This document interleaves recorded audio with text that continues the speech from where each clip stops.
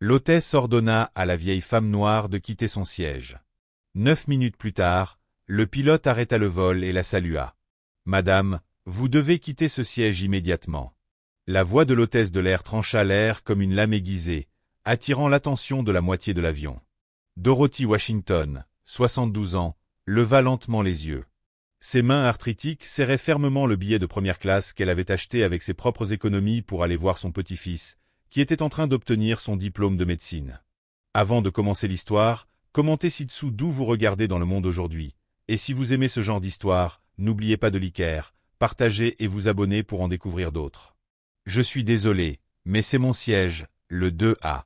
Je me moque bien de ce qu'indique votre billet, répliqua Jessica Palmer, la chef de cabine, avec un sourire cruel qui ne touchait pas ses yeux. Un passager très important a besoin de ce siège, et vous irez vous asseoir à l'arrière de l'avion, là où vous auriez dû être dès le départ. Un silence gênant envahit la cabine.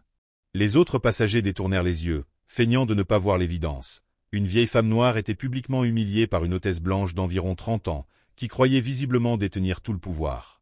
Dorothy avait travaillé pendant 45 ans comme infirmière-chef à l'hôpital général de Chicago. Elle avait sauvé des centaines de vies, formé des dizaines de médecins, et survécu au racisme des années 70, alors qu'elle était l'une des rares infirmières noires à occuper un poste de direction. Jamais elle n'aurait imaginé qu'à 72 ans, elle serait traitée comme une citoyenne de seconde zone dans un vol qu'elle avait elle-même payé. « Jeune fille, » dit Dorothy d'une voix calme mais pénétrante. « Je peux voir votre badge ? Jessica Palmer ? Très bien. Je veux que vous compreniez une chose.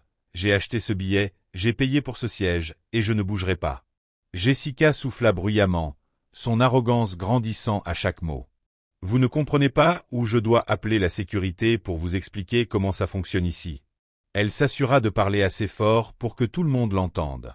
Certaines personnes sont nées pour voyager en première classe, d'autres doivent apprendre à rester à leur place. C'est alors que Dorothy fit quelque chose d'inattendu.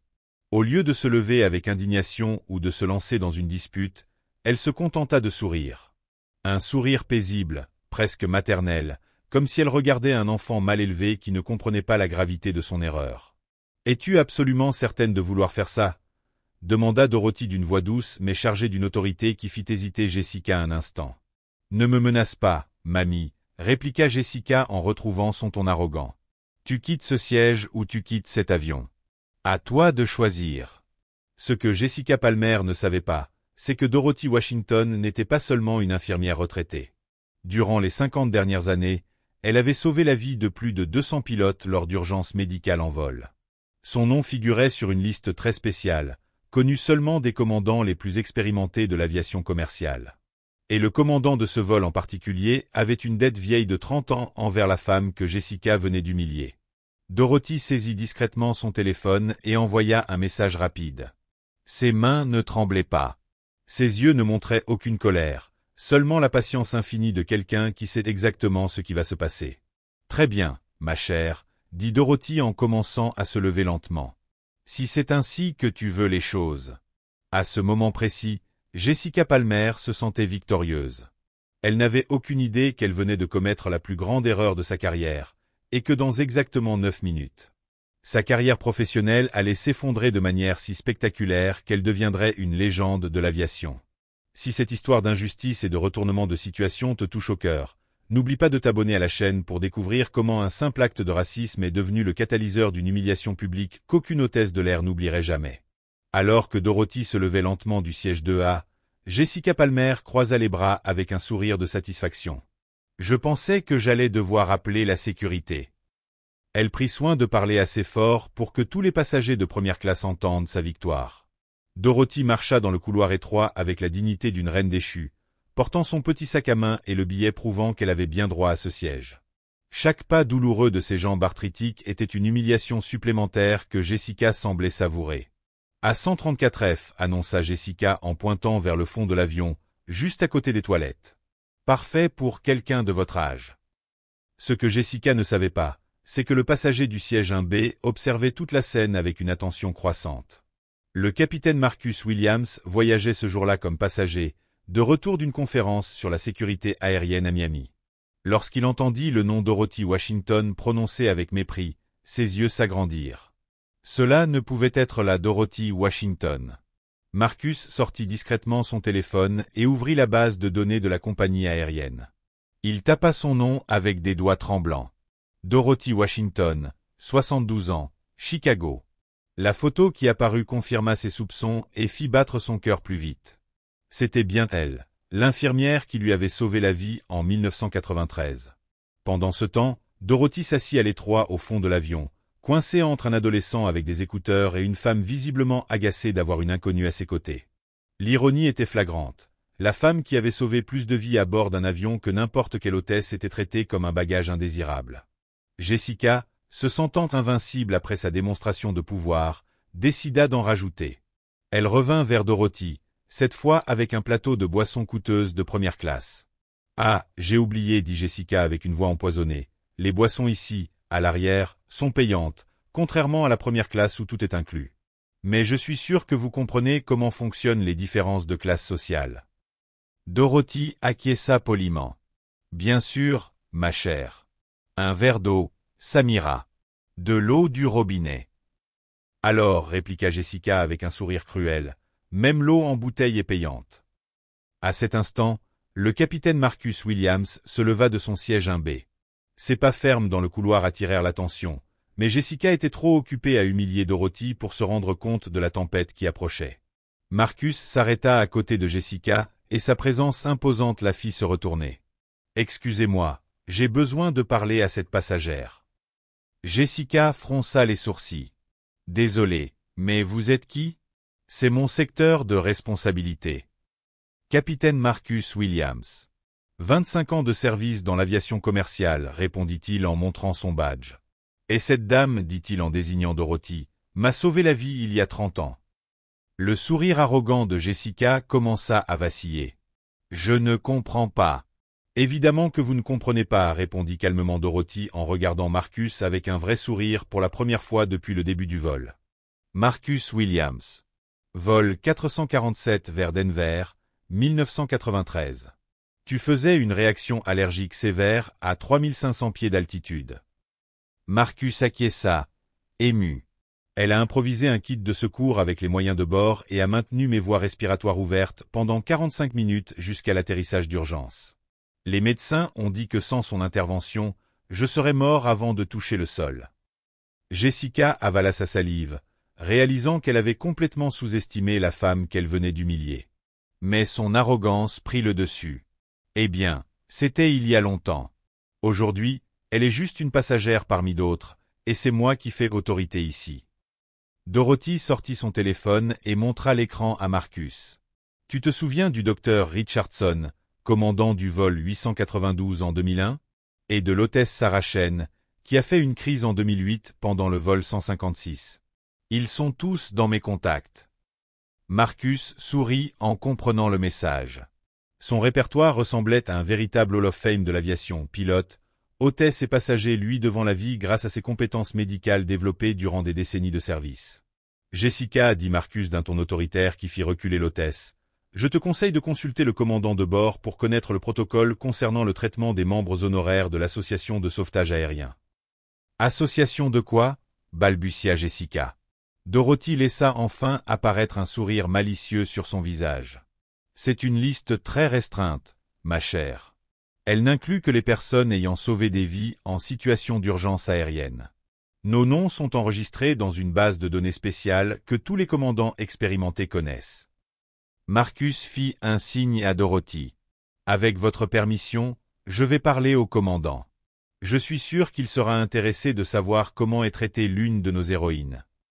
Alors que Marcus marchait d'un pas décidé vers le cockpit, Jessica sentit pour la première fois qu'elle avait peut-être commis une erreur, mais son orgueil l'empêchait encore de mesurer l'ampleur du désastre. Dorothy observa Jessica s'éloigner nerveusement, puis, avec la patience de quelqu'un qui avait affronté des décennies de préjugés et en était sortie victorieuse, elle écrivit un message. Cette fois dans un groupe WhatsApp appelé les Anges du Ciel, un réseau de 47 pilotes commerciaux à qui elle avait sauvé la vie. Le message était simple. J'ai besoin de vous, famille. En quelques minutes, son téléphone vibra de toutes parts. Toutes les réponses disaient la même chose. On arrive. Palmer n'avait aucune idée qu'elle venait de réveiller un réseau de loyauté forgé dans des moments de vie ou de mort. En quelques minutes, elle découvrirait que certaines batailles ne peuvent tout simplement pas être gagnées, surtout lorsqu'on lutte contre quelqu'un qui a déjà prouvé que les anges existent et qu'il pilote des avions. 3 minutes après que Marcus Williams soit entré dans le cockpit, l'interphone de l'avion retentit avec une autorité qui fit taire instantanément tous les passagers. « Mesdames et messieurs, ici le commandant Robert Chen. Je vous prie de rester assis pour une annonce spéciale. » Jessica Palmer sentit un frisson lui parcourir l'échine. En 8 ans de carrière, elle n'avait jamais assisté à une annonce spéciale pendant l'embarquement. Quelque chose n'allait pas, et une montée d'angoisse commença à envahir son estomac. Aujourd'hui, notre compagnie aérienne a l'honneur d'accueillir à bord une passagère très spéciale. Dorothy Washington, infirmière à la retraite de Chicago, est membre honoraire à vie de l'Association internationale de sauvetage aérien. Le sang de Jessica se glaça. Association dont, au cours de ses 45 années de carrière, Madame Washington avait personnellement sauvé la vie de 237 personnes lors d'urgences médicales en vol, continua le commandant d'une voix résonnant dans toute la cabine. Parmi elles, 47 pilotes qui aujourd'hui volent encore grâce à son expertise médicale. Dorothy resta calmement assise à l'arrière de l'avion, mais son téléphone ne cessait de vibrer. Des messages arrivaient sans arrêt au groupe Anges de l'air. Nous sommes en route vers l'aéroport, mobilisation de la flotte privée. Personne ne traite ainsi leur héroïne. Jessica tenta de se cacher derrière le chariot à boissons, mais il était trop tard. D'autres passagers commencèrent à se retourner pour la regarder, chuchotant entre eux. Certains filmaient déjà avec leur téléphone. Malheureusement, la voix du commandant prit un ton glacial. Nous avons été informés que cette passagère a été traitée de manière absolument inacceptable par un membre de notre équipage. C'est alors que Jessica Palmer comprit l'ampleur de son erreur. Ses jambes tremblaient tandis qu'elle essayait de comprendre ce qui se passait. La femme qu'elle avait humiliée n'était pas une simple vieille dame, c'était une légende vivante de l'aviation. Marcus Williams sortit du cockpit avec un dossier officiel de la compagnie. Ses pas fermes dans le couloir instaurèrent un silence de mort. Lorsqu'il s'arrêta devant Jessica, son expression était d'une froideur professionnelle dévastatrice. « Jessica Palmer, employée numéro 4471, dit-il en consultant les papiers, sur ordre direct du commandant Chen et de la direction des opérations, vous êtes suspendu de vos fonctions avec effet immédiat. »« Je ne comprends pas, » balbutia Jessica, son arrogance d'avant complètement évaporée. Ce n'était qu'un changement de siège. C'était une discrimination raciale contre une héroïne nationale, répliqua Marcus, assez fort pour que toute la première classe entende. Et cela est filmé par au moins 12 passagers qui ont déjà partagé les vidéos sur les réseaux sociaux. Le téléphone de Dorothy vibra à nouveau.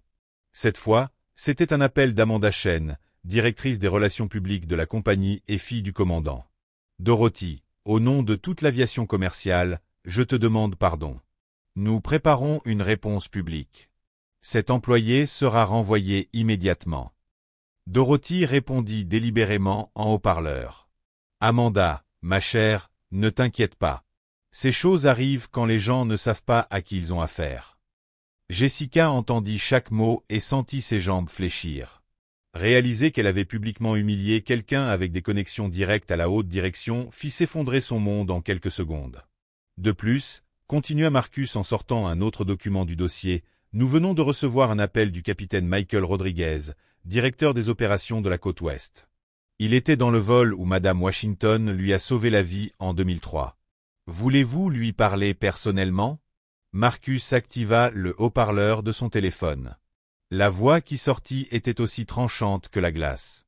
Jessica Palmer a humilié la femme qui m'a donné 22 années de vie supplémentaires auprès de ma famille. Son renvoi a déjà été traité. Sa licence de stewardess sera réexaminée par l'Agence fédérale de l'aviation et soyez sûr qu'aucune compagnie sérieuse ne l'embauchera après la divulgation de cet incident. Toute la cabine suivait maintenant le drame en train de se dérouler.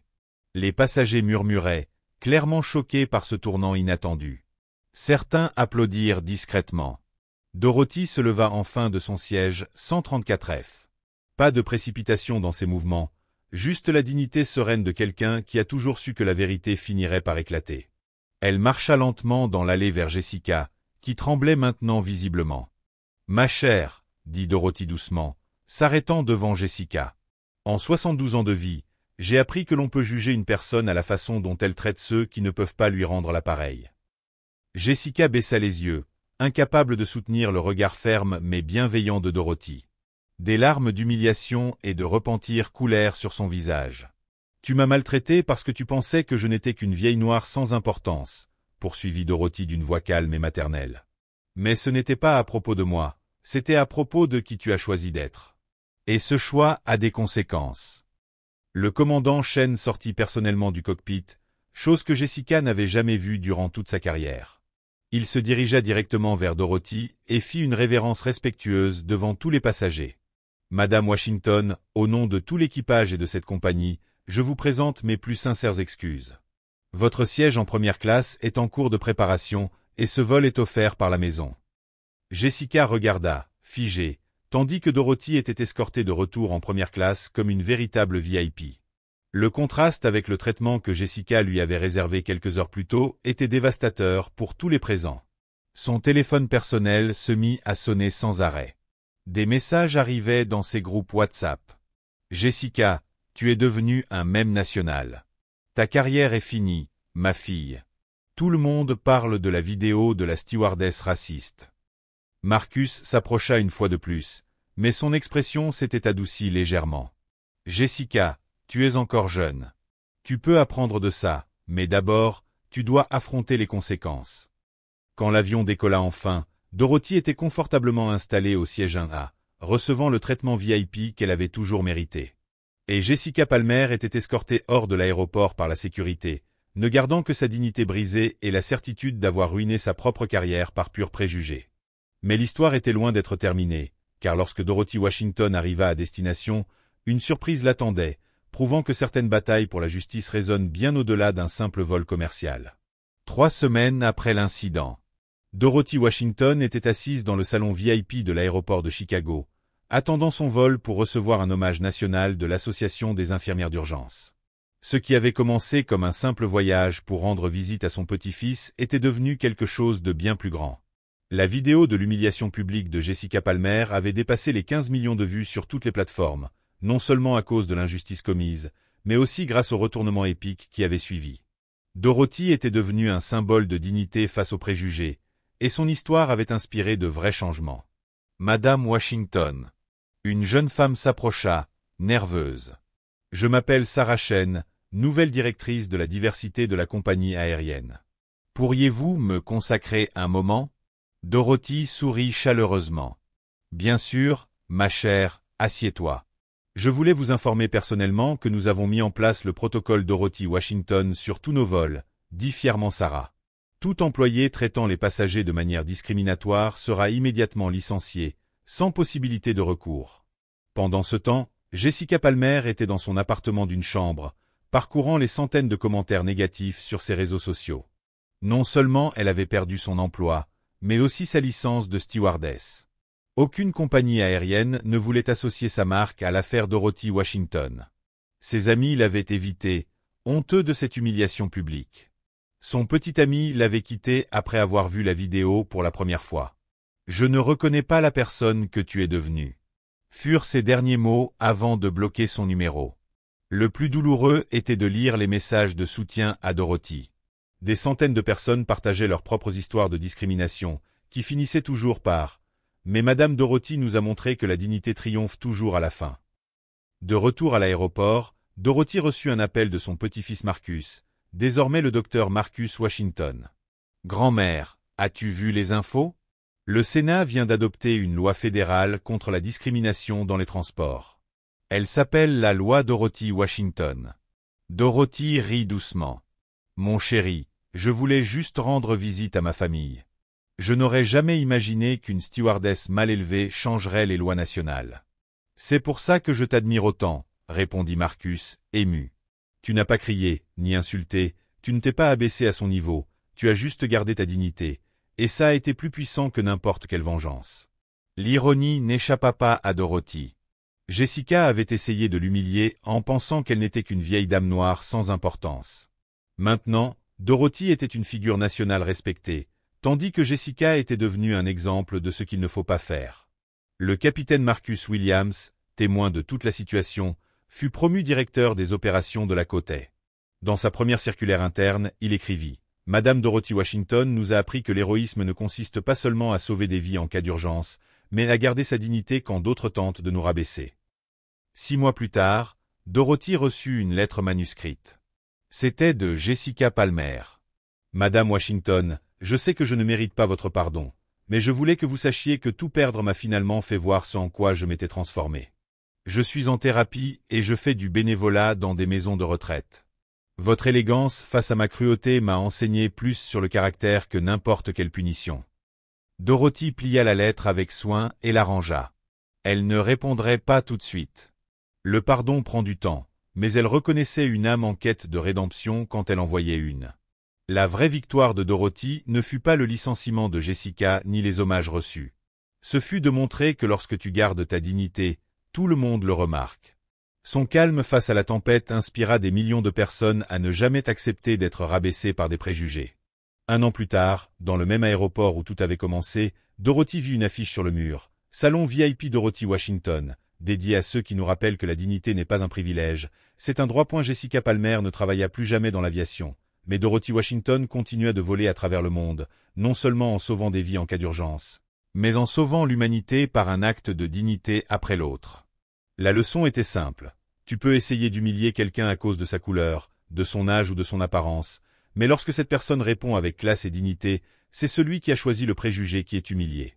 Car au final, la meilleure vengeance n'est pas de détruire ses ennemis, mais de devenir si admirable qu'ils reconnaissent ta grandeur. Dorothy Washington a prouvé que certaines batailles ne se gagnent pas en combattant, mais simplement en restant soi-même. Imbattable dans sa dignité, inébranlable dans son caractère et impossible à mépriser. Si cette histoire de justice et de dignité vous a touché, abonnez-vous à la chaîne pour voir plus d'histoires qui prouvent que le caractère triomphe toujours des préjugés, et que la vraie classe n'a ni couleur, ni âge, ni classe sociale, mais juste du cœur.